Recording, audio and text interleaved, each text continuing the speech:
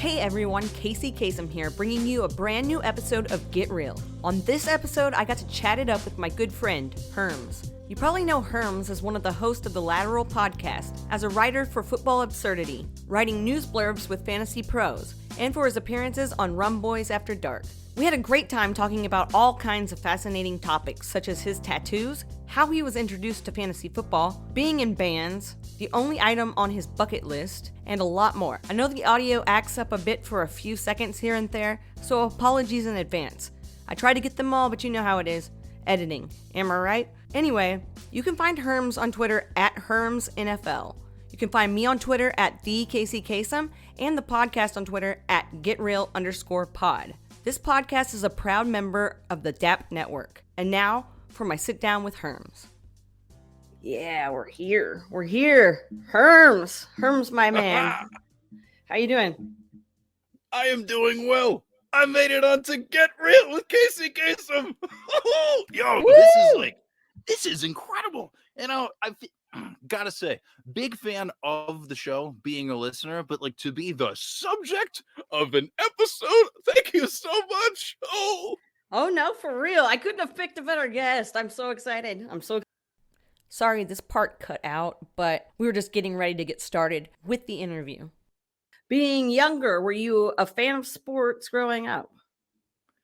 I mean, gosh, I've always really loved sports. I mean, I was never particularly good at playing sports, but I don't know. My older brother was a really good athlete. My younger brother was a really good athlete. And I know like my dad played a ton of tennis when he was younger and played football and basketball and stuff. And, you know, like I'm a way better sports fan than I am anything else. Cause like I collect, well, not so much anymore, but I used to collect baseball cards, and like this entire bookcase that sits next to my recording setup is just littered with autographed baseballs and cards and all that stuff. Like that was my big thing for a long time. But I mean, yeah, just like a lot of that.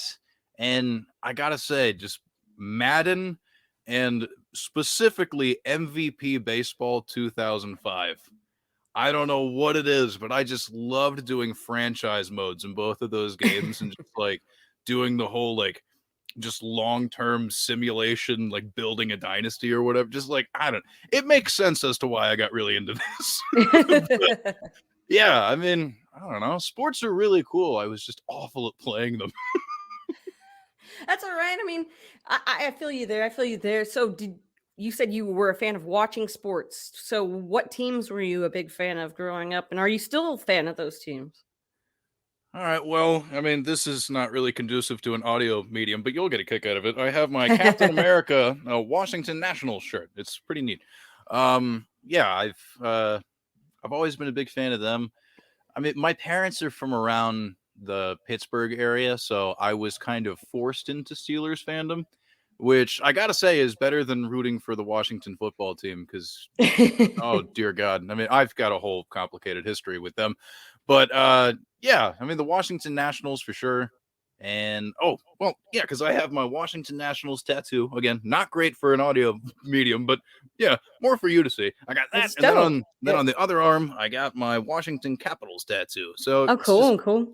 oh yeah, mostly the DC area teams, but I don't know. I'm a softie for the Pittsburgh Steelers. Big fan. Big fan. So DC, that the area you grew up in then, I assume? Yeah, where I live is about an hour out. Well, okay. Well, it depends on if there's traffic or not. Yeah. I am geographically close, but in terms of actually reaching the city, depends on the time of day.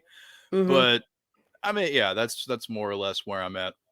Yeah, I mean, that's how it is with me in Dallas. Like, I can, traffic, so I'm a stone's throw away, but, so, so watching sports, what was your favorite sport? Was it baseball with the collection of all the baseball memorabilia, or was there one sport that you enjoyed more than the others?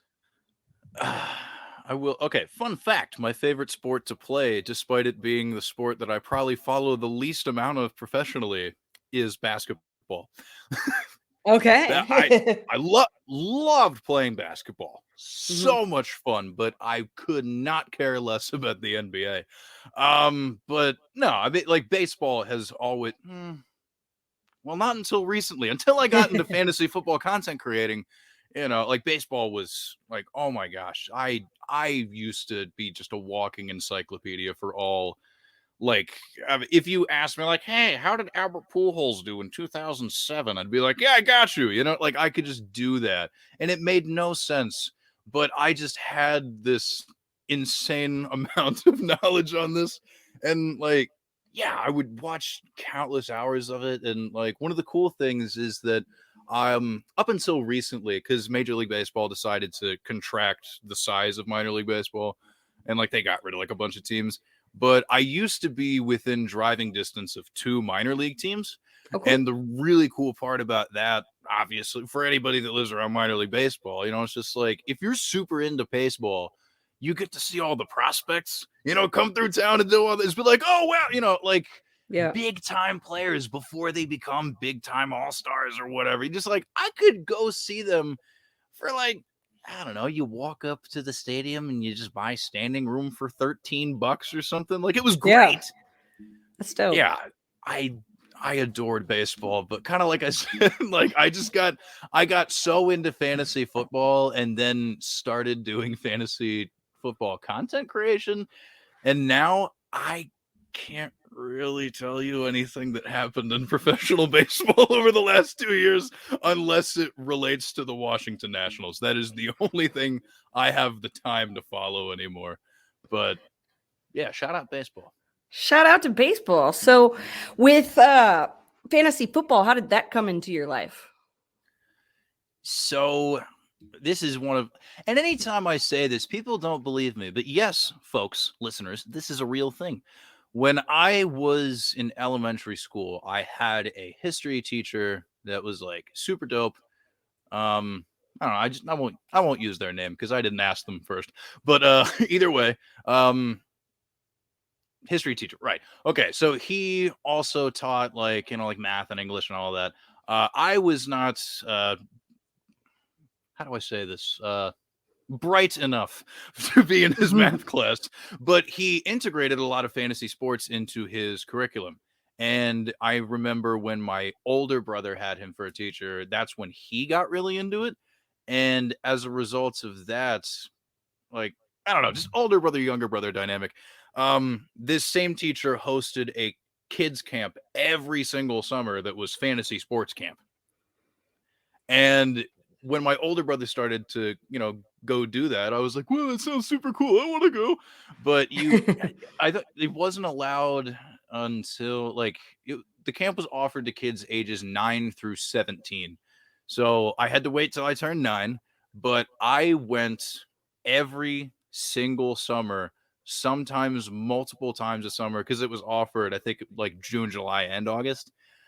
I would just oh, it was so cool. And we wouldn't just do fantasy football, but it was also, fantasy baseball, fantasy hockey, fantasy basketball, and fantasy golf.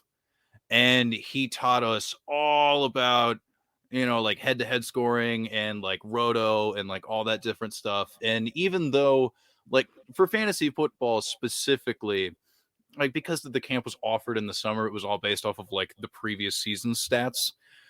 So, I mean, like as I got older, I kind of figured out how it worked. But because all you had to do, like every kid that went to the camp made the playoffs, quote unquote. So basically, all I had to do was, as I got older anyway, and I figured out what the scoring format was just through kind of parsing through different things. All you had to do was just research a team that would win the last 4 weeks, like that was the little hack for it. But yeah, I mean, that was so much of a blast, and I got super into it. And also, one more time, not conducive to the audio format, but you will get a kick out of this. Yes, sir.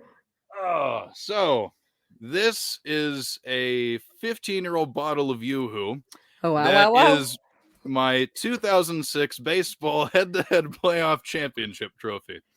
Oh, wow. That's Yeah. cool. Every quote unquote trophy that was given out at the camp is some sort of food item. So where I also have all of my baseball cards and stuff, I just have this basket of like rotting food items with labels on them that say, "Hey, you're good at fantasy sports."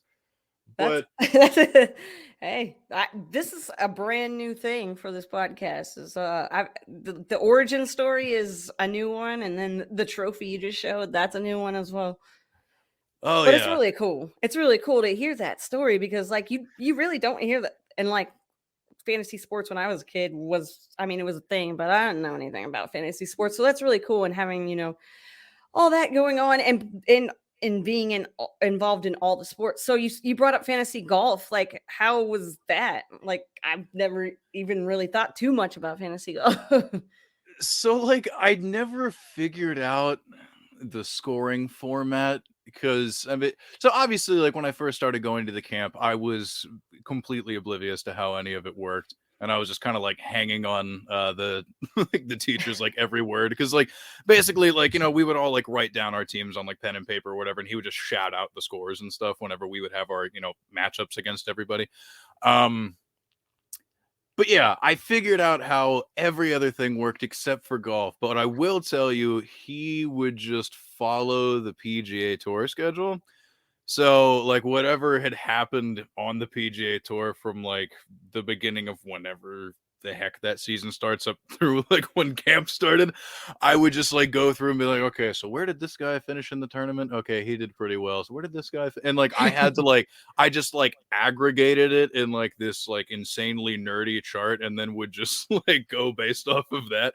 It was absolutely insane, but it's that type of research and effort that I put in even without really knowing that I was doing that I felt kind of made me very ready to step into this arena, and I gotta say though, the grand irony of this all is that I am now known for my fantasy football content, but of every sport that we played at fantasy sports camp, the only game I never won the entire time Oh man. was fantasy football. And like that defeat on a like I came close I think 3 separate times, and it's just like no matter how well I've done in any of my actual adult world leagues for money, no amount of prize money or like talking crap that I can do on my friends will make up for the fact that I don't have an oldie moldy box of Fruit Loops that says fantasy football champion on it. It breaks my heart. It Yeah. just I Oh wanted it so man. bad. Oh no. Well, there's always hope. You could always go back and make another appearance. I I don't mean, know. hey, anything's I mean, he retired from teaching a while ago, and But he didn't retire from fantasy sports, I'm sure. I do get invited to join his fantasy football league every year, There so you I go. that is very much the truth. So so you brought up how you did, you were doing all of that and it kind of prepared you for the fantasy football content creating world. How did you stumble across that? The whole being able to put out content that involves fantasy football. I was like somewhat aware of this space for a number of years because I think so. By the time I got to college, that's when I got like super into it because like I don't know, like after a certain point in my life, I don't know, whatever. So I'll condense the story. Like, Oh, I you got do, you do you, yeah. man. All right. So Yeah. like I was like super into sports. I played a bunch of sports until I was like in my teenage years. Then I got super into playing in punk bands and stuff. So I kind of just like tuned out of doing all of that. But then I was asked to join the fantasy football league with like a bunch of like my fellow incredibly tattooed and like nasal pierced other kids I used to like play shows with at this one local community center. And so I was like, oh well damn, I haven't played fantasy since like I don't know, like how like ESPN has those leagues where it's like drafting in 5 minutes and you just like hop in with a bunch of strangers that don't pay attention to their team for the rest of the year after the draft's over. Mhm. Like so I did that for a while, but then I kind of stopped. So when I finally joined this, like my home league that I've been in ever since, that also features the other half of the Lateral Show podcast, McLateral, my buddy Malcolm, my biggest rival in that league. If you're listening, I'm making the playoffs, man. Anyways, You heard it here first. see, that's what I'm just Breaking saying. news. Yeah. So, like I didn't do very well the first year, and it bummed me out because like I had that background of like going to the camp and doing all that, and I was like, nope, I cannot handle the loss of not winning a title ever again. So I got super into listening to as many podcasts as I would. I looked for all sorts of websites, and like on my, old personal Twitter account that's long gone at this point, like I just followed a bunch of people. Like, so I was like, okay, there are people that like do this, that like in their, like, whether it's like I don't know if these people are doing this for a living. I don't know if this is their career, but regardless, they're spending a lot of time doing it. Looks like they got a lot of followers. Wow, that's so cool. All right. And then, like, I don't know, I came up with the idea of, starting like a website or something, probably like 2019 or something, just because, I mean, like, I had gotten really good at playing in my home leagues. And I was like, well, I don't know how good I am compared to the rest of the fantasy playing public, but I must be doing enough right to help people potentially. But the biggest obstacle I had was a lack of free time. And then I don't know if you heard about this, but there was this virus that went around that like everything. Maybe. Yeah, I think I heard So about that once or twice. yeah, it's a whole thing all Oh, over the wow. news. So I found myself with a lot of free time to just. Yeah. So I like mentioned my buddy Malcolm earlier. I was like, hey man, remember that thing I told you about, like starting that blog? Would you maybe want to help me with that? He was like, oh, I mean, okay. I mean, like, I don't know. I'm just trying to write though. Like, I'm not trying to, like, this is more your thing. So it's just like, I'll help you where I can, but I don't know how much I'll be able to contribute. And then now we're like in our second season of this, and we have like multiple podcasts a week and doing like nothing at all what we had planned. But like, I don't know. I really wanted to help other people do better in their leagues, because like I know how much of like a boost it is to like my mood whenever like the end of the week comes around. It's like, oh wow, I won, whoa, and just like being able to provide any sort of information that might be able to help somebody else feel that way. I mean, that's really what it's all about. So like, yeah, I got into it because I had the free time and I just really wanted to help people. So I dove in, had no idea what I was doing, but now I'm here, still have no idea what I'm doing, but I'm being interviewed, so I Hey, must be you know doing something enough. right. No, Oh, you know a yeah. lot, buddy. So, but when you give out advice to people and you help them out in that way, did you ever have a point in time where you were like worried that like your advice would be wrong and then they would be like, yo, dude, really? I still worry about that constantly, but I think the brilliance, the accidental brilliance, I'm not going to boost my ego that much, of just how I've kind of crafted my online persona leaves room for me to be able to be wrong in an endearing way, but correct in a way that it's like, oh, wow, that weirdo got something right. So it's just I'm in a win-win situation at any given time because I'm jokey enough that I have that level of cover. At least that's how this works in my mind. I don't know if anybody else feels the same way, but it's just like, well, I was wrong. Hey, well, I mean, what'd you expect? I mean, I'm just the one I'm just making weird jokes on podcasts all the time. Just being able to have that as a failsafe has been just absolutely, but I never want to do poorly, obviously. Like I do feel Right. bad, but it's just one of those things where it's like, look, man, I don't know. It is just as hard to like for the National Weather Service to tell you if it's going to rain, you know. Yeah. So I don't know. Like it's a complicated thing. Like kind of, but also not really, because this is fantasy football is a game of predicting other humans' behavior of which we have zero control over. So, I mean, it depends on how you look at it, I guess. That was a very long-winded way of saying yes, but no. Yes, but no. Hey, you know what? I feel you on that though. You described it perfectly. So keep it up. So going back to talking about podcasting and how you podcast with Malcolm and you guys are in the league together and everything. Did you actually know him like in person prior to podcasting with him, or were you guys like in a league together but you had never met him before?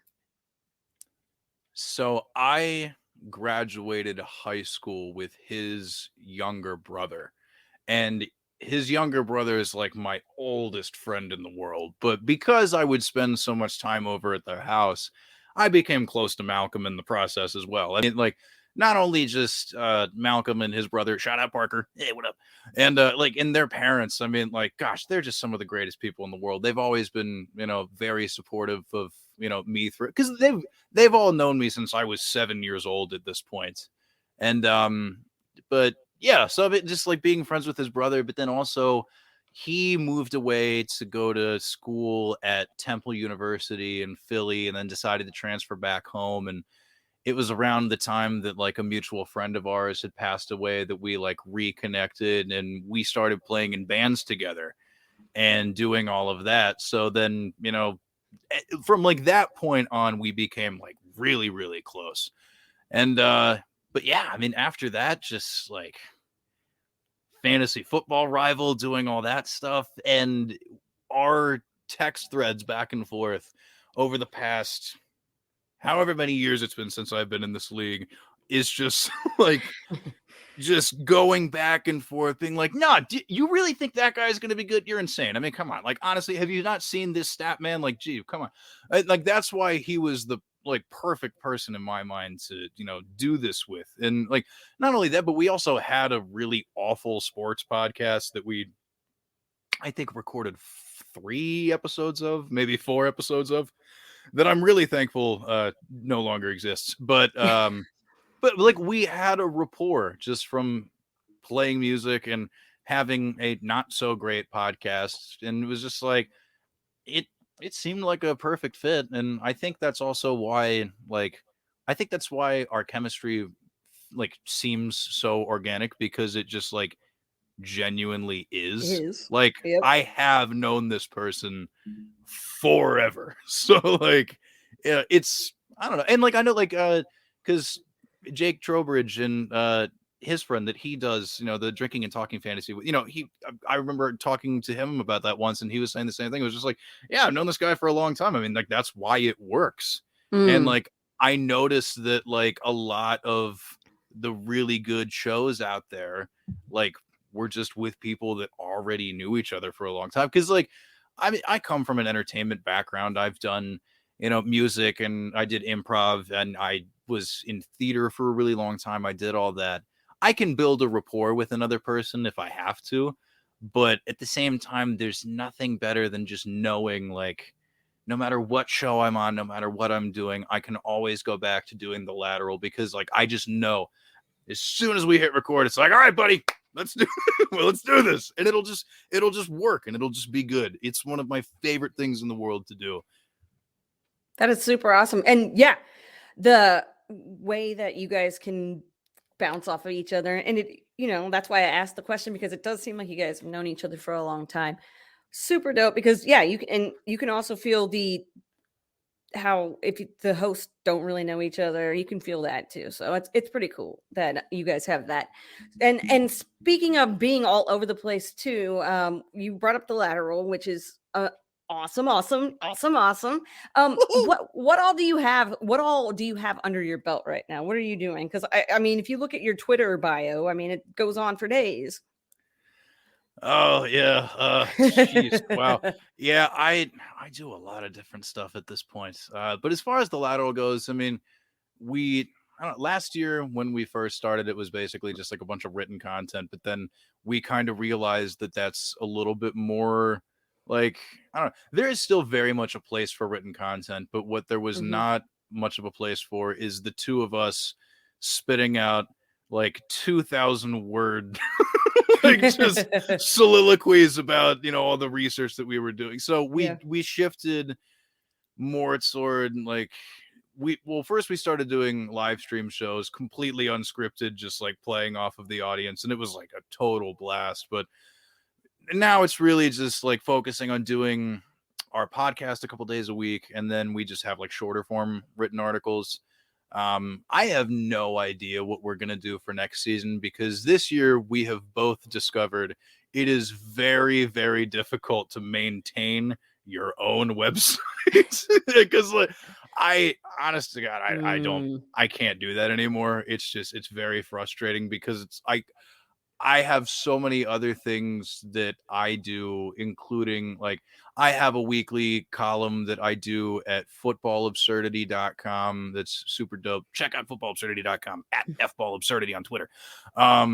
Shout out that boy, Jeff Crisco. Yeah, I do that. And then with 32 bits, I'm on the kind of lifestyle show. It's a Vibe. And then like Rum Boys After Dark and the Rum Boys Fantasy Network. Shout out Robbie, former guest. Yep. And like I don't know how to find time in the day. And now I'm on the Fantasy Pros news desk, breaking news, doing all that, which is like super dope, an incredible opportunity for me. But at the same time, it's like, oh gosh, oh okay, what am I doing? But whatever I do, I hope that I will always at least be able to keep the Lateral show as a podcast alive and going. So, long-winded answer. Another one. I like it. Please. Once I get going, there's just something about it. But yeah, I think that's probably the one thing that he and I will never let go away, because it is the thing we have the most fun doing. And like, I don't know, I really like throwing in like, so I mean, I also have an audio engineering background and like recording my own music and stuff. So I also edit our podcast and stuff, and I'll just throw in stupid drops. And then I have a voice programmed for the Lateral bot, which I will reveal for the first time on this podcast actually doesn't exist. It's me the entire time. I am the Lateral bot. Oh no. Whoa. But I know there's not a bot that runs our Twitter accounts. It's just me pretending to be a robot saying beep boop. But yeah, but just throwing in weird like bomb drops and just like programming a beep boop, welcome to the Lateral. Just doing all that goofy stuff like that. That's the bread and butter. That's never gonna die. And we infuse all the humor we can muster up with the information we are able to provide you as two very smart, strapping young individuals. And if it's coherent by the end of it, cool. If not, you knew what you were signing up for, because the Lateral is a sideways look at fantasy football. We're weird, but we know what we're doing somehow. That's great. And it's a breath of fresh air. So, it's much needed, much needed. I want to know, if somebody came up to you and asked you to give them some advice that you wish you would have gotten when you first started podcasting, what is something that you can think of that you would tell somebody? Oh, biggest thing I've learned so far at the end of last season, like regular season, because my focus is mostly in redraft. I play in dynasty leagues. I have a fun time doing dynasty leagues, but we decided to immediately shift our focus to what we thought was just going to be dynasty month at the Lateral. That kind of made it so that we did not take any time off from when we started the website back in July of 2020 through now.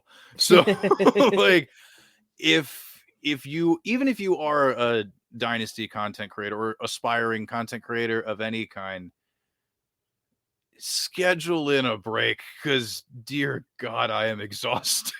Like it's just, I have already told like a lot of the places that I contribute to, and even like Malcolm and I agreed like months ago. We're like, once like the end of week, what is I guess 18 this year, and once that's over, it's just like, I will see you all for when I start paying attention to the incoming rookies, because January, I ain't doing a damn thing. I will be in my basement recording music, having fun, doing whatever, doing what I want to do, catch up on The Marvelous Mrs. Maisel on Amazon Prime, do my thing. This Is Us is coming back very soon. I'm very excited about that. The final season. I Yep. need to have my free time so that I can watch my shows, just Boom. and all the podcasts I'm behind on. Cause I mean, like, I'm also like, I'm really into like learning stuff about like history and like social issues and like all this other, type of, very much not sports related stuff Yeah. that like, I just have this backlog of podcasts that I really want to listen to. So I can like become a more well-rounded person that doesn't only know about football, because at this point that's like, I feel like that, because kind of like I mentioned earlier, I mean, like, along the way, because of all of this, I haven't been able to keep up with baseball. I haven't been able to keep up with other stuff. And it's just like, man, if I had just taken breaks, Yeah. like Oh my. I could be doing so many more things. So, I mean, like, I'm aspiring to hopefully one day be able to, make a real, living out of doing this, or at least enough of a living that I could, work part-time somewhere else, like delivering pizzas or something to be able to, but is either way, regardless, even though that's the goal, whew, even if it's just a month, just I wish someone really would have told me that, because this is exhausting. Oh, no, I will 100% agree with you on that as well. Like, I just now recently am like, dude, it feels so nice to just take a break and not have like a set in stone. I have to have this done by this time and I have to get this out. And if I don't get this out and if I don't do that, then ah. So that's 100%. Like, I'm all for taking a break, kind of just chilling, get your mental health in check and, just kind of relax. So, have you ever been to a point where you felt like, oh man, I'm burnt out of this? Or has that not happened, but maybe taking the break helps? I have burnt out probably a good 3 times at this point. The beginning of this season, I didn't, and I feel particularly bad about it, because I was only a couple weeks into like a new writing gig that I was brought in to do, and I just couldn't. And Mm. like, I told my buddy, I was just like, man, I will write when I can, but this is just not happening. And like, you know, managing all of this on top of the fact that, and I've been open about it on social media. I mean, I was diagnosed with bipolar 2 disorder when I was 19 years old. And, like, that's already enough of a thing on its own, let alone, you know, working for my family business during the day and then coming home and putting all the time into this on top of it. So it's like, I'm essentially working 2 jobs while dealing with a very serious mental illness at the same time. Not very easy to juggle, but I think I've really turned a corner since maybe like the middle of October, where I just really made a conscious effort to be like, look, I am in the present moment. Whatever's happening in the future that I can't determine or whatever, I'm just not going to worry about it. It's out of my control. And anything weird in the past, it's just like, come to grips with whatever it is if you feel like you need to.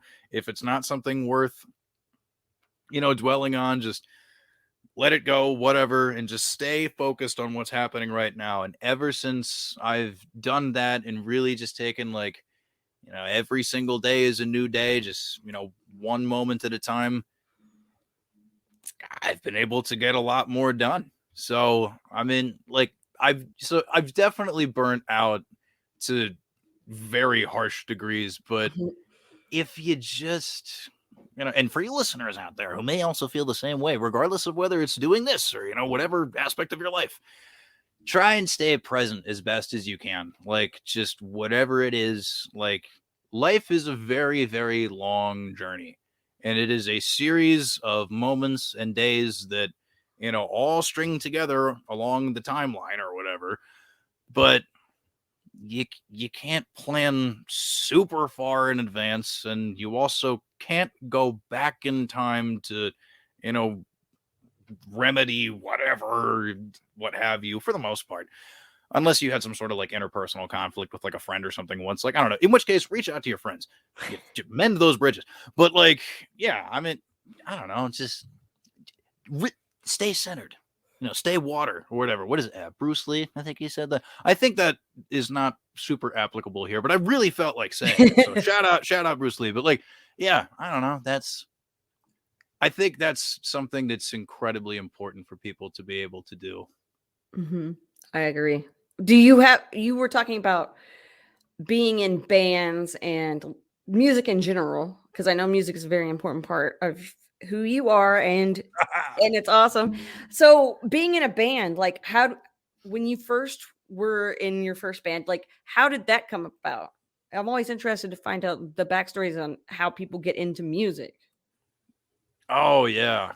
So on my mom's side of the family, I come from a very long line of musicians. I've heard, like, I don't know a ton of the details, but I have at least heard rumors of the fact that my grandmother at like family gatherings, like way back in the day, like they had like a little family band or something, and like everybody like knew how to play all these instruments and do all this stuff, and like she could play piano by ear. And then my grandfather was kind of like the show-stopping, singer in his church choir, and like that was like a big, and like I mean, my mom and like her siblings and stuff, like throughout their entire lives, will always just be like, "Oh, when your father gets up there and sings, it's just." So like a little bit from that, but then my uncle, he was in a bunch of bands for like a super long time, in like the 60s and 70s and stuff. And like he got super into, like playing rock and roll and stuff, but also, like he really enjoyed jazz drumming as well and doing all of that. And then I have like a cousin who was in like an alternative band in like the 80s. He was like a bass player. I got a couple other cousins that like play guitar and, sing and stuff, like, and some of my cousins' kids do like musical theater and sing and stuff. But I am the only, actually, I don't know if that's true. So never mind. I'll skip over that fun fact. But when I was 7 years old, my grandfather gave me a guitar for Christmas. And I don't remember at any point in my life being like, yeah, music, that's what I want to do. But my parents always tell me this like weird, like romanticized version of the story, just being like, oh, he could tell, you had that gift in you. And I'm like, I appreciate that, I suppose. I mean, I never noticed, because I guess like what they tell me was like the big indication, like so like the Backstreet Boys Millennium album was very, very popular when I was a child. And my brother and I would just kind of like bop around the living room, and it was like very entertaining for our relatives. I guess they picked up on the fact that like I was following the beat the entire time and like not, like not missing that at all. Just like, we're just like, oh, wow, he has rhythm. Okay, he can do this. So yeah, I mean, I started playing guitar way, way back. And then along the way, I've picked up bass, drums, piano, the mandolin. I can also play a little bit of anything with strings, really, because like I was taught Spanish classical guitar, so I mean, like I can figure out anything that involves strings. And then singing, and like also just like recording my own music. So I mean, like when I was in high school, I would just, I had like a little studio in my room. I just had like my little like USB mixer that I'd plug in, just pull up GarageBand, do whatever. It's like play guitar into the microphone, sing, do all that stuff. And like it was horrible. Very, very auto-tuned, because I didn't figure out how to actually sing till I was older. But like, yeah, I don't know. It like, so I did that for a long time, but I always wanted to be in a band. But where I'm from is like kind of like a smaller community where it just mostly smells like manure. So there weren't a lot of people to play with. But my older brother played baseball with this kid who was also super good at playing guitar. And like I remember he had a band that was like super cool, and like they would play at like, you know, people's backyards in my neighborhood and stuff. And I was like, wow, so cool. Oh my gosh. And then they broke up, they started a new band, and I went to see them, and I was like, huh, they only have one guitar player. Interesting.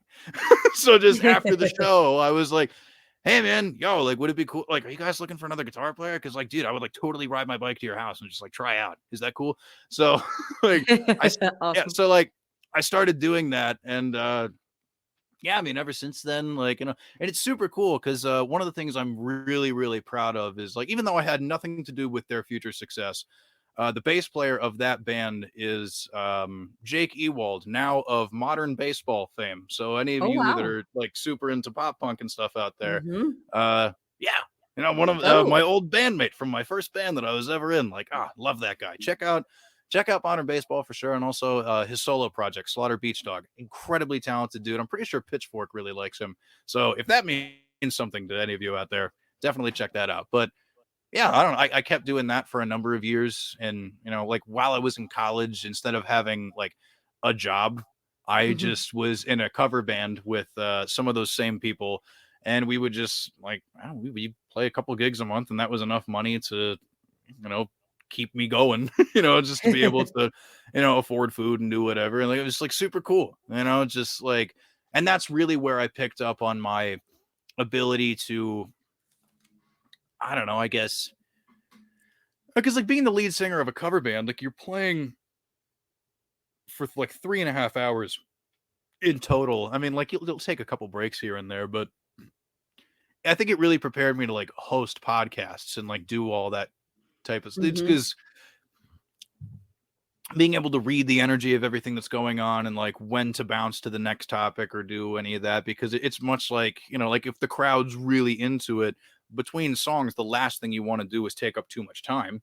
You know, as soon as the song's over, you kind of look around at everybody, just like make sure like we know what the next one is, and then count it off and just go. Or, you know, if things are getting a little slow or whatever, you know, you can kind of, you know, meander, take your time, but you know, just yeah, I don't know. My music background has helped me considerably in this space, not only just from the engineering standpoint and that I can make a podcast that sounds really good, but also, like I was saying, just like, you know, and also, you know, the lead singer thing also enables me to be able to, you know, just, you know, go off on super long tangents because I'm the guy in. No, I'm kidding. I'm kidding. I feel bad for just giving these insanely long No, answers. But I don't know. You know, everybody comes on here and says the same thing. Oh, I'm so sorry. I'm, getting long-winded or whatever. People are listening because they want to hear your stories. So they want to hear what you have to say. So say it. Don't worry. You make my job a lot easier too. Now all I got to do is get you to edit the podcast for me. I mean, And hey, I'm not opposed. I absolutely hate that part of podcasting, and I haven't been doing it a lot lately. So, to each their own. But I was going to bring that up. The whole being in a band, being the lead singer, and how that helped with podcasting. So, and you also brought up the fact that you did improv. So, do you think that also has something to do with how good you are in front of a camera for podcasting? I gotta say, like, I've talked about this a lot with a couple of the guys over at Front Yard Fantasy, because you know, because they do a great job too. Like JL and all of them, like they're also very big fans of improv. And in our discussions about that, you know, like we've talked many times about how especially doing live streams, I would say it's very similar to improv because you have to be able to have that internal sense of timing. And also, you know, something that, you know, anytime anybody's ever asked me for advice, being like, hey, like I'm just, you know, getting started doing this, like what's like super important, that little game of hot potato that everybody has to play with each other is like the most important thing in the world. Because even though this right now is not a great demonstration of my ability to do so, you have to be able to, at times, know when I know you said it's not a problem, but either way, like No, no, no. knowing when it's time to like throw it back to the other person. Because like if somebody hands something off to you and you're just like, all right, well, if we look at the stats over the last 3 weeks, this player, blah, blah, blah. And then, like, you don't notice you've been talking for 2 minutes and everybody else on camera's like, oh, what are you doing, comic? Like, they're not saying anything, but you can just, like, see the look on their face. It's like, dude, stop, please. That level of awareness is everything. So, like, improv, like, yo, that comes in clutch, knowing, well, especially like whenever like you feel like you don't know what to say. The best thing you can do is make some sort of quick joke, do whatever, and make sure you just like identify a person that you can ask a question to, but like don't just like pawn off the topic on them. Just be like, somebody's like, hey Herms, how you feeling about the waiver wire running backs this week? I don't know. What about you? What about you? Like no, you can't do that. But you could always just do something just like make a quick joke and then just like ask a more specific question of like a third person that's on the show or something, for example. Like that way you're never putting anybody on the spot. And like because the other thing about improv is that like one of the major rules is that you always say yes.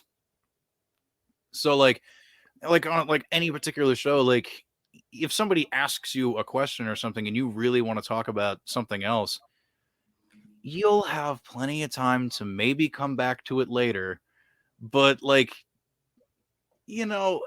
don't just be like, oh, I'll get to that, but I really wanted to, like, and like sometimes it's okay if you do a show with somebody long enough and it's totally fine. Like I'm not saying it's never acceptable, but you know what I mean? Like sometimes it'll be one of those things where it's just like, wow, they just completely overlooked that whole thing. Like what happened there? Like no, you have to be able to stick with the vibe. If there's a show sheet, try your best to stick with the show sheet, do all that. And like, yeah, I don't know if that made any sense. It makes sense. It makes sense. It makes sense.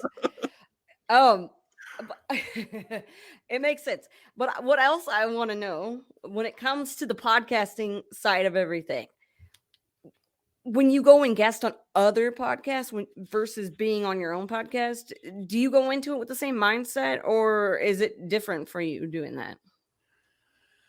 I mean, I usually try and ask people ahead of time. Like if I haven't been on someone's show before, I'm always just like, okay, so like, what's the vibe? Is this more of like a quick pace thing? Like, am I allowed to say the F word?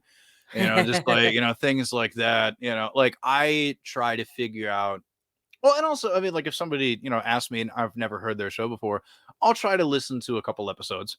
I'll, even if I can't listen to an entire thing, I'll get through most of one. So that way I could be like, okay, this is kind of what they do. Cool. And like, I'll always bring parts of myself to it, but I'm never gonna just crash the party and be like, what the F is up? It's your boy Herms. Because like, if it doesn't call for that, then I'll be a little more buttoned up and I'll speak coherently and do whatever, I have to do. But, I try to be mindful of just the fact that it's like, okay, like I'm stepping into your dojo. You know what I mean? Like if anybody ever comes on my show, I'm always just like, yo, do whatever you want to do. But there are sometimes, other people feel differently where it's just like, hey, like we're really going to try and keep it to this, and this, and just make sure, like, hey, my cousins listen to this. So I'd really appreciate it if you watch the language. I'd be like, all right, cool. Got you. Cool. You just want me to, spat out some stats. Like, all right, bet I got you. Like that's, I don't know. It's a case by case basis, but I think that's kind of an important thing to do because unless you're somebody like Matthew Berry that can just roll up in the building and do whatever because you're Matthew Berry and nobody's going to say anything otherwise. Like, you kind of have to, at least in my opinion, try your best to, fit the vibe of what's going on around you, but never,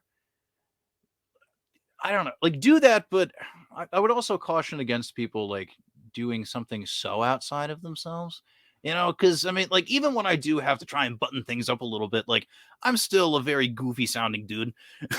We'll just like, like just periodically say weird things that make me laugh. And even if it doesn't make anybody else laugh, I'm just going to do it anyway. So, I mean, like, be true to yourself. But, if it's not the time and place to just go off the rails, then, maybe don't. Just be cognizant of what's going on. Indeed. And that's why I like video so much, because when you're behind the screen and you can see people and everything, then you can kind of figure out what the vibe is too. So do you take cues and stuff when you're podcasting and the camera's actually on? Um, or is that I'm gonna be honest, whether the camera's on or not, like I just bop around and just like make weird facial expressions and just move around because like that's just the yeah? type of person that I don't know.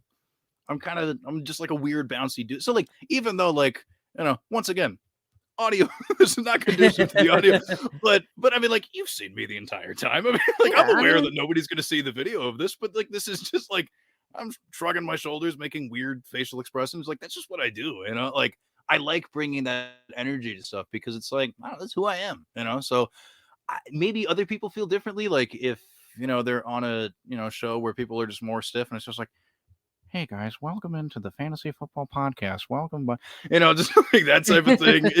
But like, yeah, I mean, like, nah. when it comes no, to man, that stuff, no. when it comes to that, Um, I don't watch what anyone else is doing. I'm too enthusiastic about the topic most of the time. It's like, oh yeah, my god, we're gonna talk about sports. We're gonna talk yeah, about buddy. fantasy football. Like, yeah, dude, I'm so here for this right now. Like, I don't have that off switch. I don't. I really don't. Well, you don't really need it. You don't. When you're podcasting, what's your favorite thing to talk about? Like, what specific topic are you like so excited to talk about? Oh, I gotta say, my favorite shows are honestly like for as much fun as I have in season doing all of like, trying to, like make good trades and like, good waiver wire pickups and stuff. My favorite part of fantasy football is always the off-season research and going through and trying to process new things and like forming like I don't know, like forming new theories and then testing out those theories throughout the entire season. Cause like I'll tell you, like a lot of this past off season, it hasn't gone super well, but that's also because the tight end position has been weird this year. But I will say, I put together, like, I did a dive into like the last 5 seasons worth of data, and I looked at like preseason ADP versus eventual finish at the tight end position. I plotted out a lot of those players' stats, and I looked for a lot of the things that the successful ones had in common, and like why ones that were ranked very high at the beginning of the season didn't hit, and all that. And like I came to some really cool conclusions. And one of the things that we did at the lateral was just like we did, positional previews for each position and kind of just went through like the philosophy of how you like, or at least how Malcolm and I like to research it, how we like to apply that to our drafts and like our in-season stuff. And like I'm just so fascinated by all that because like even as much fun as fantasy sports camp itself was, my favorite part was preparing to go every year, making sure that I had all of that stuff ready to go because like I was never the type of person that would just be like, all right, well, my fantasy draft's coming up soon. I guess I should probably like, I don't know, print out someone's rankings and then just, kind of, I'm like, no. I can't do that. I can't do that. So like, yeah, just diving into all of that. And like, I gotta say, like, shout out and also RIP Mike Tagliere. Cause when I got super into, podcasts and different websites and stuff, that guy, Yeah. I gotta tell you, he really, really opened my eyes to just how any of this works, like between him and also like I love the work that like, and people like Joe Pisapia and Mm-hmm. like, because like his whole like, relative positional value and stuff. I was like, oh my gosh, this makes so much sense. So that's why Travis Kelce's important. Oh, it's just like all of these different people, just like Pat Fitzmaurice, who I was, lucky enough to play in Scott Fishbowl with this year. Just like, oh man, just like picking up knowledge from other people, applying it to what you do, and then just doing all of like that's the best. That is the best. Just like I'll pull up StatHead, I'll pull up fantasy data, I'll pull up Fantasy Pros, I'll go to 4for4. I got subscriptions to all these, and I'll just use all the different tools and I'll just like make really unorganized Google Docs with a lot of information and just be like, All right, it's like that GIF from It's Always Sunny in Philadelphia, where like Charlie's got like all those things like put up there, with like the strings tied together, and he's got the cigarette hanging out of his mouth, kind of waving his hands and stuff. Like that's basically me during the off season. I'm just like, and like I'll like text buddies and be like, "Yo, I figured out the perfect way we can identify sleeper wide receivers. Hear me out." And like, it's the best. There's nothing better than doing research. It's so much fun. And there are some people out there that are like, I don't want to do research. So it's super dope that you're so passionate about it. Like, it's crazy to see how excited you are. I know, again, not for this is audio, guys. One day I'll release all of these videos, and then I'm just kidding. I should have shaved. Oh no. Maybe. Oh no. You're probably not I know you're joking, but there's been people that are like, oh crap. And I'm like, this doesn't go out. You're all right. You're all right. So, okay. So you were at the expo, the fantasy football. Yeah. Yes. Expo, as he's like, yeah. How was that experience? Ooh, I mean, it was really cool being able to meet so many because I mean, like, the first year I was in the Twitter community, it was like very stressful just because it's like, I'm not particularly great at endearing myself to people. I'm very awkward. And, so it was just like, I was very nervous being like, oh my gosh, all these people from the internet exist. Oh yeah. And like, I got like kind of stressed out, Mm-hmm. Not the whole time, but like it was a little overwhelming. I had a couple unfortunate emotional breakdowns, but it is what it is. Full transparency, we all go through it. I did the same thing while I was there, so full Yeah. transparency. Hey, and then there were different. I consumed a very bold amount of alcohol, I would say, but generally speaking, it was an incredible experience just because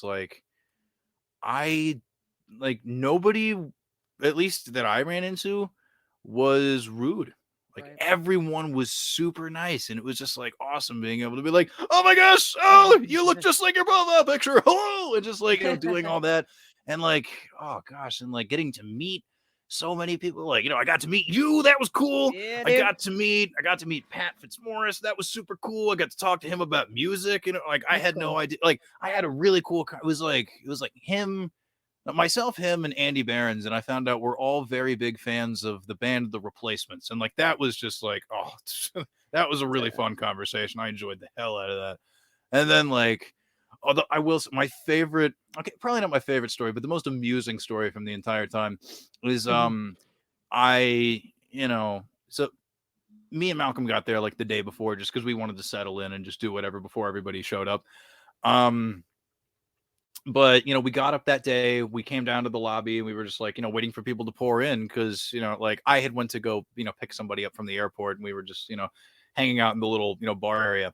And I can't, it was like my phone charger or something, I can't remember. I was walking up to my room to go do something, and out of the elevator comes Scott Fish, and he's like, hey Herms, and I'm like, oh. And I felt really bad because I didn't recognize him at first. And I was just like, oh, hey. And they were just like, dude, that's Scott Fish. And I was like, oh, hi, Scott. Like, I was just like, oh my gosh. Oh, God, I feel like such a jerk. Like, how do I not recognize him? And also, I knew he was tall, but I didn't know he was that tall.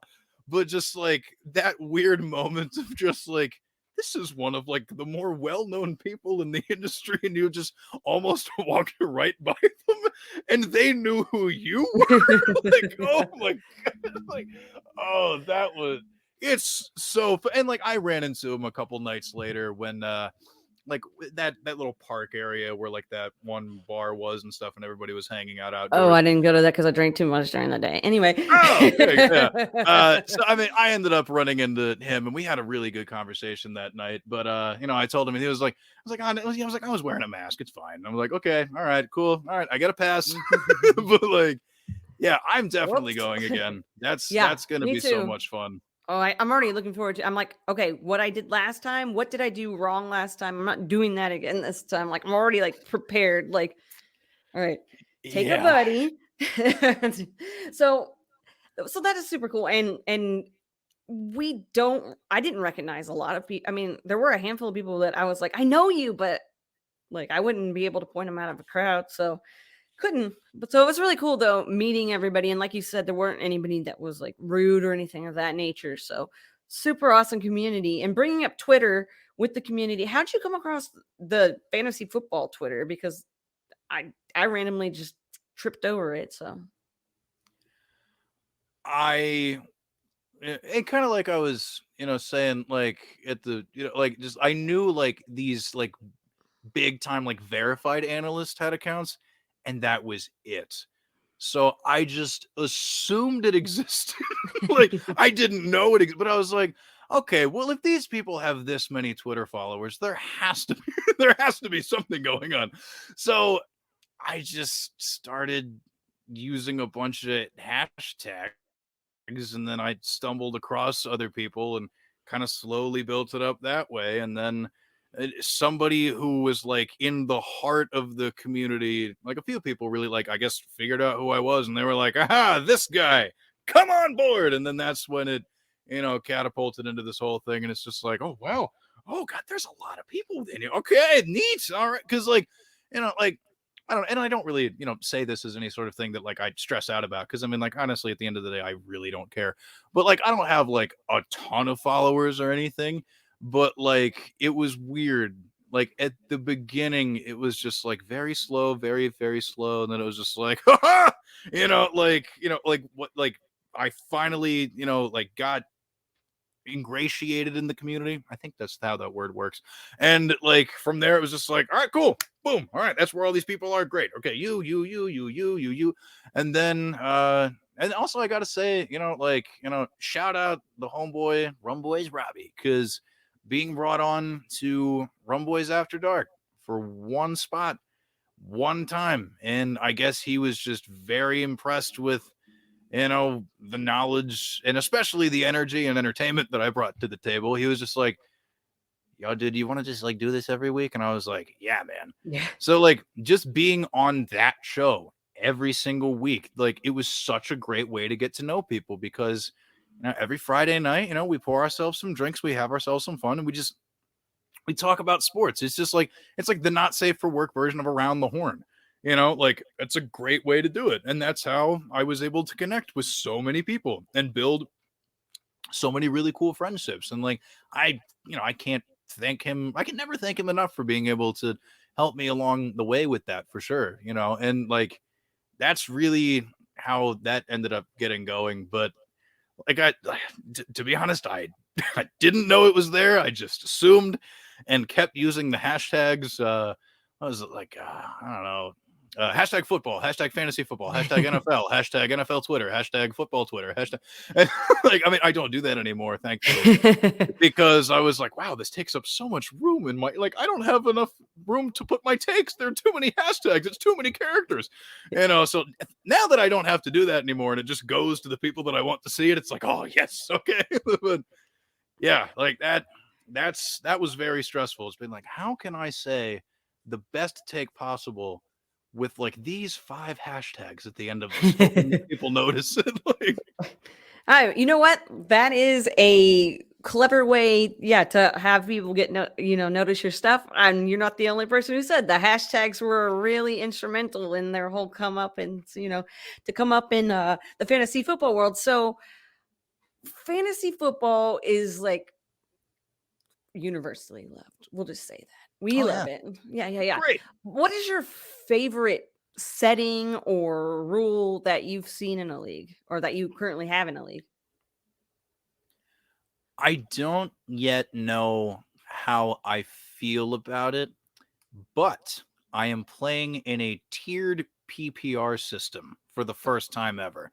I don't fully understand it, but like, like for running backs, a catch is worth this fraction of a point, whereas for wide receivers, it's worth a fraction of, this amount of a point. And like, I think that's interesting because I feel like it kind of levels the playing field on like a position by position basis. And like, cause like, for example, or whatever, just like a catch for a tight end counts for slightly more than it would for a catch for a wide receiver, even though like both positions, like, part of their primary job on a football field is to catch the ball. That's not all a tight end does, and not every tight end in the NFL is even, because I mean, like, anybody who plays fantasy knows. I mean, like, there's like 5 guys that are super good, and then the rest could go like catch 4 balls for 40 yards and maybe find the end zone. You know what I mean? So it's like, that's been super interesting. Really trying to create like an equitable like reception scoring system that makes it mirror the actual league and how that works. That's been cool. And also, hot take, really don't care for super flex. I don't, because like and my first time I ever played dynasty fantasy of any kind was dynasty baseball. You know what I mean? So, like, actually, I don't really know how that's. Well, actually, no. Here's why that's relevant. Because the version of but like, because like I was just so used to redraft, I was just like, this is how fantasy works. Like, so, like when I tried Dynasty, like the league that I started with my friends or whatever, that I was able to recruit to do that. Although, actually, a quick fun story about that. My home Dynasty league consists of like 5 people that I know from my real life, and this dude that I met in the chats of a mock draft I did on ESPN. Like, we were just having so much fun going back and forth each other in the chat. I was just like, yo, so I know this is about to be over, but like, here's my Instagram. Why don't we just like make a lead getter? So like, and like now, right? and now we're like, like really good friends and stuff. So it's just like, me and like my friends around here, and then like all those homies up in like the Buffalo area. But anyway, I digress. Like, it's like a 10-team single QB, because I was like, okay, like, this is how we play fantasy. This is how we've always done it. Mm-hmm. I can't do the super flex thing, man. I can't do it. It doesn't make. I'm like, not every quarterback should be should be relevant for this game. Okay, I don't like I'm in leagues this year where it's like, oh God, I have to stream Mike White. I have to pick up Geno Smith. Oh God, what do I do? You know what I mean? I don't want to be in that position. Come on. Like, give me another. So like in our in my home dynasty league, we wanted the rosters to be deeper. We added a 3rd wide receiver. We have, I think, like 3 flex spots. We're doing this. We're doing that. It's fun. It's deep rosters. It's deep lineups. It's the can't do the second quarterback. I can't do it. So in the Scott Fishbowl, do you start 1 quarterback or do you start more than 1? Now, look, I'm not that bold. I'm just kidding. Yeah. Although I will say, oh gosh, there have been times where I've basically been starting only 1 quarterback, because I'll tell you, I mean, Lamar Jackson's been pretty good for me, but at different times, my other 2 quarterbacks have been either Derek Carr or Daniel Jones. And in Scott Fishbowl scoring, Daniel Jones is basically like not playing a quarterback at all. So I guess technically speaking, well, and like, look, and I'm sure that's not the first time he's heard that. Poor guy. Yeah. He's a professional athlete. Yes, he is. And I'm a guy sitting at home that can only grow a neck beard that talks about watching football. I know my place.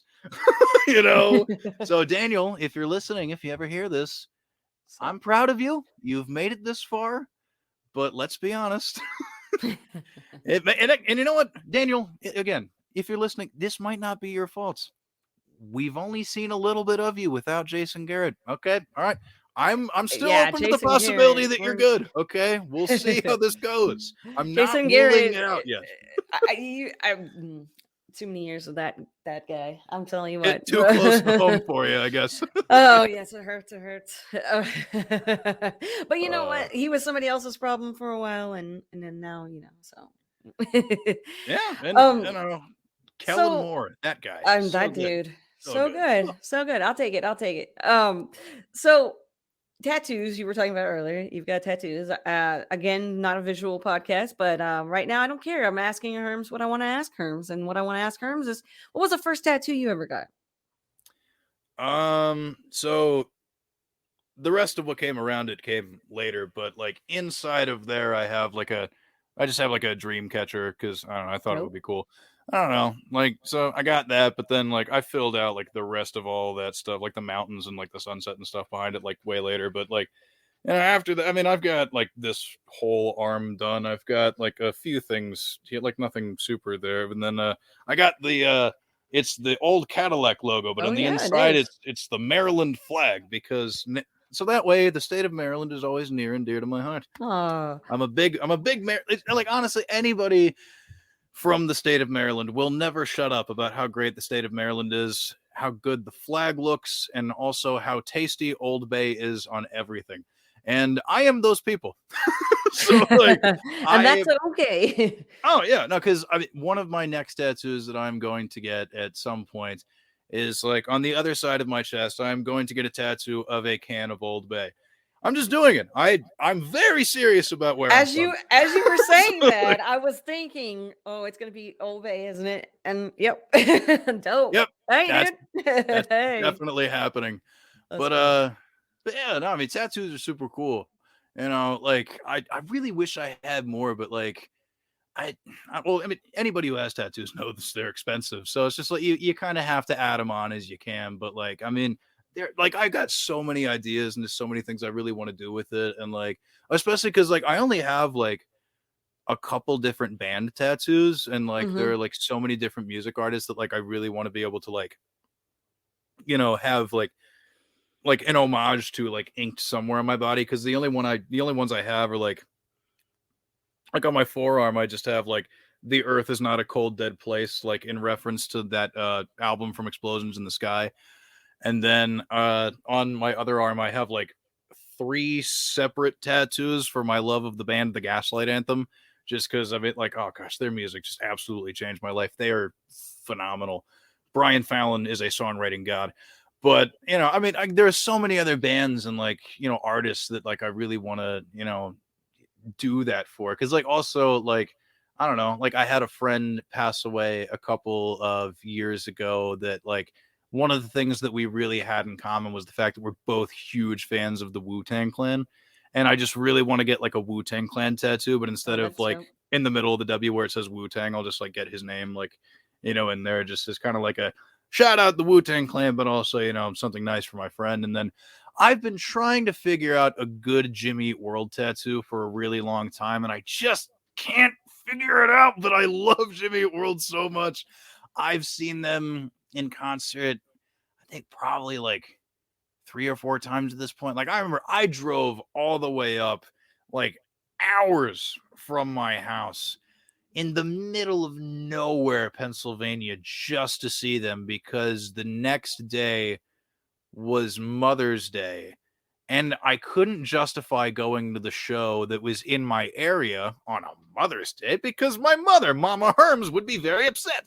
So I was just like, well, I'm not missing them on this tour, and I'm not going to disappoint my mother. So I am driving all the way to this very tiny theater, and I am just going to the links that I've gone to see. And like I drove all the way up to the Starland Ballroom in New Jersey, like legendary music Hmm. venue, just to see Explosions in the Sky because they had like it was like their 20th anniversary of being a band tour, and it was the closest they came to my area. And I was like, all right, New Jersey it is. Great. I'll do it. Because if I love a band that much, Hmm. I mean, if I really love their music and it's within 6 hours, I'll do it. I feel you. I feel you. And I love talking to people who come on the show about music. And when I get somebody on the podcast who is as obsessed with music as you are, then it makes me very happy because that's another thing that I really like talking about is music. So you brought I was going to ask you more about live music because you kind of answered the question before I could even ask it. So, but when you go to live shows, like here's the question. Have you gone to any live shows lately? And if not, prior to COVID, had you gone to any shows like right before everything shut down? I mean, I've been to a couple local shows for like local Hmm. bands and stuff recently, but other than that, I haven't done anything in a while. I mean, gosh, I'm trying to think of what the last concert was before. everything shut down. Because I mean, I know it was only like a year and a half ago that took place, but it feels like way longer. Yeah, right? So, think back. Yeah, I mean, Ay. gosh, I will say though, one thing I was really disappointed about was I had purchased tickets to Firefly. Not for this past summer, but the summer before when it obviously got canceled. Yeah. Because, and like half jokingly, I've always said the only item on my bucket list is to see Rage Against the Machine in concert. And then they announced they were getting back together, and I was like, oh, they're playing at a festival outdoors, only a couple states over. Hell yeah. And like, I was so excited because like it was, I mean, like Rage Against the Machine, Taking Back Sunday, and like, you know, like Billie Eilish was on the lineup, and like her music's super dope. So I was like, all right, bet I'm down. And you know, like I was all, you know, ready to do that. But I mean, heck, you know, I will say though, they did reschedule their tour for next August, and I think it's the week before the expo. They're gonna be in DC with Run the Jewels. So, I'm gonna buy tickets for that. even if Okay. it's resale, even if I have to pay like $300 to be on the floor. yeah. My half joking single item on my bucket list is seeing Rage Against the Machine, and I never thought they were getting back together. So damn it, I'm I'm doing it. Like I want to see that so bad. And then I don't know. I do have some coming up that I think I'm gonna try and go to for sure. Like I don't know. Like I had purchased tickets to see the rapper D Smoke, the guy that he won the first season of Rhythm and Flow on Netflix.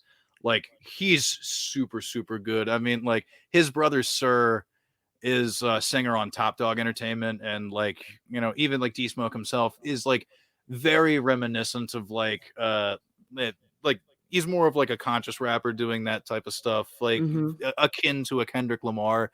So I was like, all right, cool. And like his last couple albums have been super great. Like even like the one that came out recently is very good. Like that's in February. It just got rescheduled. I'm really looking forward to that. And then I don't know when it's getting rescheduled for, but Phoebe Bridgers is like that's the one date of her tour, the one in DC that she had to reschedule because of just, you know, the very strict, you know, COVID mandates, which is fine. But, you know, whenever that happens, like again, don't care how much it costs because I adore Phoebe Bridgers. Her music is beautiful. I just like, oh my gosh, like such a big fan. And like the crazy part is that, so I mean, there's this other singer songwriter that I like, Noah Gunderson. I found out about his music because he had some of his songs featured in Sons of Anarchy. You know, I really like that TV show. And so, you know, I got like into him through that. And then he did a collaboration with, well, it turned out to be Phoebe Bridgers, but at the time I had no idea. I was just like, wow, all right. Like, wow, this woman can really sing. Cool. And like, but I never bothered to follow up and figure out who it was. And then like, but through some like weird twist of events over the last year and a half, I was like, wait, well, that was Phoebe wow. Okay. Gee. So like that blew my mind. Like, nah, she's really cool. And like, also like Dua Lipa, I think she's coming. I think she's coming to Capital One Arena. Look, I mean, whoo. When Levitating comes on, I'm like, oh, you want me? I want you, baby. I will turn up some Dua Lipa. Like, I'm not even afraid to like admit that. I'll straight up put some Dua Lipa on. Oh man, dancing around. Yep. So fun. My taste is very all over the place because like I've played in like deathcore metal bands. And I'm also really into Dua Lipa, I guess. So it's just like and anywhere in between, you know what I mean? It's like 80s hardcore, you know, 90s East Coast boom bap, you know, really down with that. It's like very specific pockets of music I find myself, you know, and also just I thank Tony Hawk every single day of my life for curating the soundtracks for every single Tony Hawk Pro Skater video game because I swear I would not be the tattooed nose ring having, you know, like punk band former playing in guy that I am. If it weren't for me being exposed to all of that music. And, you know, like, and I never would have you know, met a lot of these super cool friends, and I never would have played shows at this music venue that ended up being, where the fantasy league, spawned from and all this stuff. Is just like, I don't know. You want to track the origin story, and it's all thanks to Tony Hawk. So if you want to thank somebody for making sure that Herms is in existence on the fantasy football Twitter space, weirdly connect it all the way back to Tony Hawk.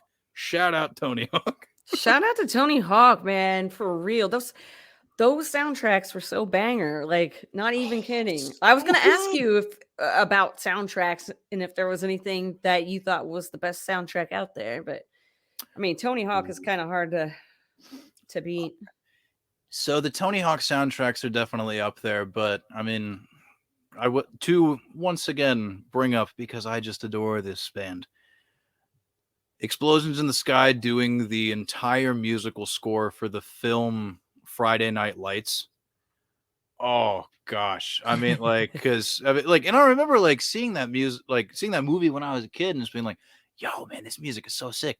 But then, like, obviously, I mean, like, I was just young enough at the time to not really have the wherewithal to Google who was responsible for all that. So, I mean, I stumbled across it like years later, because like one day, like the thought popped into my head. I was like, wait, okay, yeah, that movie was good. Yeah, who did the soundtrack for that? And then just like, oh, gosh, like instrumental post rock, like that stuff is like super, because like, God, Explosions in the Sky is super cool. Like, one band I really want to see is This Will Destroy You. I think they are absolutely incredible. Like stuff like that, and I really like writing a lot of that music in my free time. Like, I think that's something I'm going to be doing this off season, is just doing like a bunch of like ambient, like heavy reverb laden, just like, guitar jams, and doing it like, oh, that's going to be so cool. But Yeah. yeah, I don't know. If I'm not going to say Tony Hawk, I'm definitely just going to say like that Friday Night Lights soundtrack is so good. And the one thing that soundtrack and Tony Hawk's Underground specifically have in common is the song New Noise by Refused. So that is, oh god, that song gets me so pumped. It's just like, oh gosh, that's a good way to get me hyped up. If you want to get Herms, just really, in the mood to just like do whatever and bust through a brick wall, throw Oh. on New Noise by Refused. It'll work every single time. Yeah, like you need something to pump you up any more than you're already pumped up. Oh But yeah, no. If you need it to be any more than this for any reason whatsoever, that's the key. But yeah, no, maybe I should do.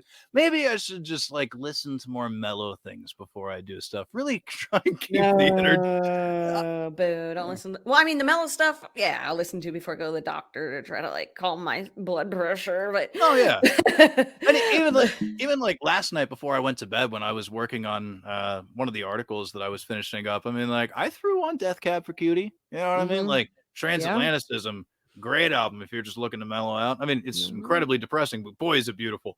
Oh, whew, man, that album so good. Shout out Ben Gibbard. But what a songwriting genius that guy is. I'm so jealous of that guy. Like, man, God, their songs are so good. I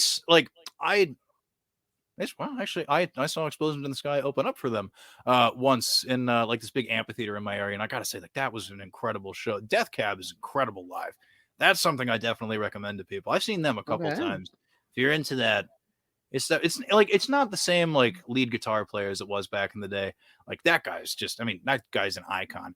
But I mean, the person they have filling in for him now that's in the band, whatever. That's a whole different thing. But yeah. You know what? I like it. I'm a big The OC soundtrack fan, so Death Cab, kind of. Oh yeah, put the California, here we come, right Yes. back where we started from, California. Like that. Yes. That song is so well, Phantom Planet, right? Phantom Isn't that? Planet. Yep. Oh, Jason Schwartzman. Yep. Yep. Yep. so, I love that song. And like, look, peel back the curtain a little bit. I'm a sucker for early aughts teen dramas. I really am. I've seen all of One Tree Hill twice. My taste in television is it's genuinely horrible. Oh, But probably not as bad as mine, but I will say, like, the OC, they did a really great job of being able to split the attention between like the teenage characters, but also the like adult characters. Like I felt like Mhm. the world building was significantly better done in that than it was really in any other show of its time, with exception to, and this is something I only watched for the first time over quarantine, but Veronica Mars. Oh, I've never seen Oh, it, but I like Kristen Bell a ton. So Veronica Mars is the best. It's such a good show okay. because it's like it's got like, you know, like that kind of like teen drama like aspect to it, but it's also like a neo-noir crime show. And that is super cool. So it's just like low-key crime. It's just like, I don't know. She's because like, I don't know, like her dad's a PI and she kind of just like goes out and like does all this stuff. You know, it's just, it's super cool. So it's like, I don't know, like solving crimes, solving mysteries, all while just going through the trials and tribulations of just trying to be a teenage girl. Wow. Like, I don't know. Am I the target demographic for this? No. But I completely understand why that show has the cult following that it does, because boy, is it fantastic. It really is. You sold that show very well. So I'm looking for a new show to start watching. So might have to check out some Veronica Mars. There you go. There you go. Now I know we haven't talked a lot about fantasy football towards the end of the podcast, but that's okay because we're getting to know you. But since we're about to wrap things up, I want you to go ahead and plug the millions of things that you're involved in right now, all your fantasy football stuff and whatever else you have going on and where they can find you. Listeners at home, go ahead and tell everybody, Herms.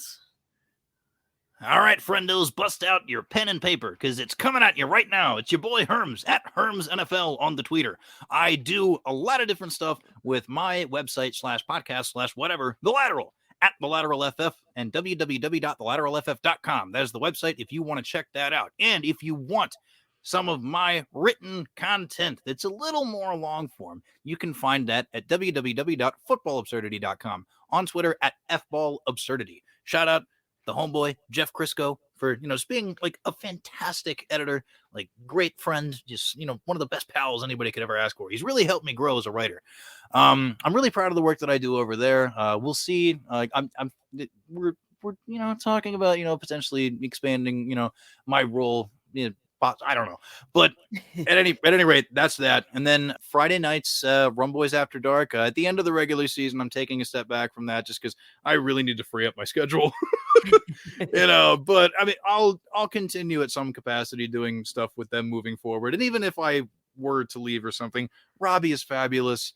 Everybody there is fabulous. I love those guys. They're like family. The Rum Boys Fantasy Network. Just look it up on YouTube. If you can't find it, I don't know what to tell you. And last but not least, if you're looking for some high quality news blurbs, breaking news, boom, through Fantasy Pros. Couldn't tell you why, but they gave me a shot and I'm running with it, baby. So if you don't follow Fantasy Pros, then I mean, like, frankly, I'm a little surprised. But yeah, just check that out. And, you know, anytime there's those news desk blurbs, I mean, I'll get tagged in it and I'll retweet it. So, I mean, you'll see all that stuff. But it's also on the website, www.fantasypros.com. I don't know. Like, I guess I technically work there now. Should I plug like the sign up for a subscription for the MVP tool? Because I mean, I use it honestly. Like, I mean, I had a subscription to that website before they even decided to bring me on. So I'm not even doing this out of any sort of sense of obligation. It's a really good way to keep track of your leagues, especially with like the My Playbook app. Like, yo, straight up. Like, there's no gun to my head telling me to do this. I genuinely believe it is a very good product. But yeah, so that's what I do.